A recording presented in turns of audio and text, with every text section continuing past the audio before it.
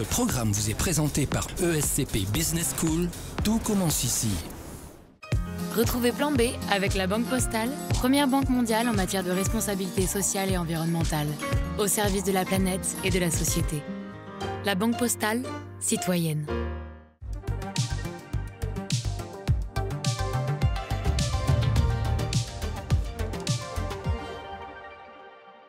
Saviez-vous que Canadiens et Américains ont fait 157 millions de voyages à vélo, scooter ou trottinette partagée en 2023 Que le marché mondial de la micromobilité va tripler d'ici 2030 mais qu'une batterie de vélo, par exemple, ne dure que 3 ans et demi en moyenne. Bonjour et bienvenue dans Plan B, l'économie autrement. La massification des transports électriques est a priori une bonne nouvelle pour le climat. Les moyens légers en particulier émettent moins de gaz à effet de serre. Restent les batteries. Ces accumulateurs lithium-ion sont partout, dans les deux roues, les voitures, mais aussi les ordinateurs ou les téléphones. Alors, comment retarder leur transformation en déchets ? Dans l'ouest de la France, Voltaire leur redonne une seconde vie. Dernier coup de pédale pour ces vélos parisiens. Le géant américain de la mobilité partagée rassemble ici les bicyclettes en bout de course. Toutes sont équipées de batteries lithium-ion, conçues par l'entreprise elle-même. Durée de vie, 5 à 7 ans. Cette batterie-là a été détectée comme ayant une capacité inférieure à 80%, insuffisante pour la puissance de nos vélos à assistance électrique. Donc cette batterie étant en parfait état, va être renvoyée à notre partenaire Voltaire pour récupérer les cellules qui sont de très bonne qualité et qui vont être réutilisées pour d'autres cas d'usage. Pas d'enterrement de première classe donc, mais un nouveau départ. Cette start-up française sélectionnée par la plateforme californienne traite des batteries de toute l'Europe hors automobile. 1000 accumulateurs Lime sont arrivés ici l'an dernier. Aujourd'hui, le réflexe, c'est le recyclage. Nous, notre objectif, c'est que le réflexe, ce soit d'abord la seconde vie. On estime aujourd'hui qu'à minima 70% des batteries au lithium qu'on détruit en Europe sont réutilisables. Première étape de la résurrection, ouvrir la coque et démonter les soudures au nickel qui assurent la conduction électrique. La manœuvre est délicate car le module peut s'enflammer. But de l'opération, libérer le Graal. Les cellules, c'est la partie la plus importante en fait. C'est là qu'a lieu le stockage de l'énergie.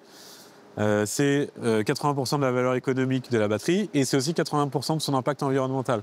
C'est là qu'il y a les terres rares, c'est là qu'il y a le lithium, c'est là qu'il y a le manganèse, le cobalt, le phosphate. Paradoxe, 94% des batteries utilisées en Europe sont importées d'Asie alors que le vieux continent regorge de minerais. Enfouis dans les vieilles perceuses, portables et autres vélos. Pour les valoriser, les cellules sont testées sur ces machines pilotées par des algorithmes.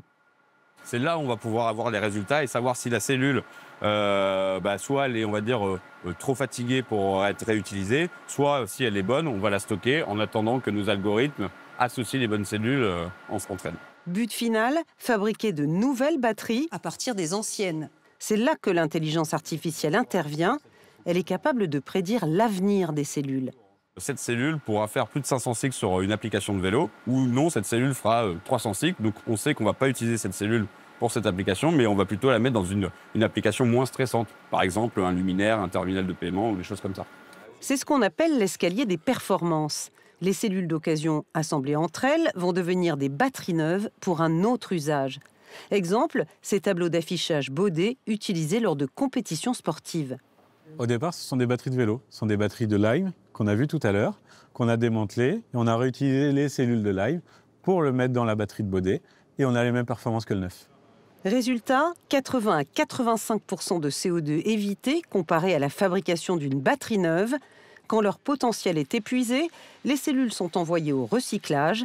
Des usines spécialisées en extraient les métaux rares, indispensables à la fabrication de nouvelles batteries.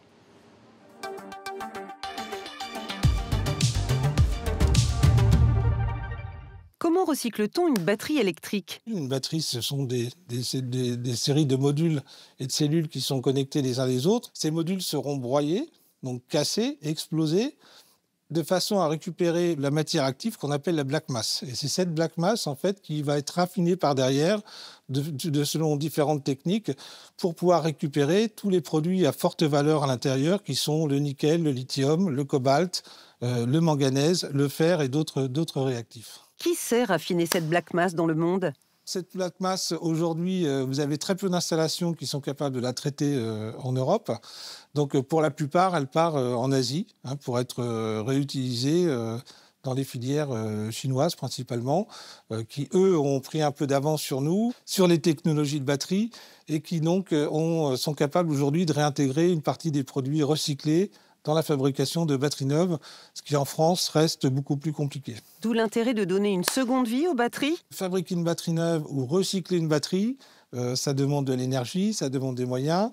Donc ça a une empreinte carbone qui peut être plus ou moins importante en fonction des deux. Donc tout l'enjeu va être de pouvoir détourner toutes ces batteries qui arrivent en fin de vie pour les transformer en batteries qui vont servir au stockage d'énergie, couplées avec des éoliennes, couplées avec du solaire, ou également un relais en cas de coupure sur des data centers, ou tout ce qui a besoin fortement d'énergie.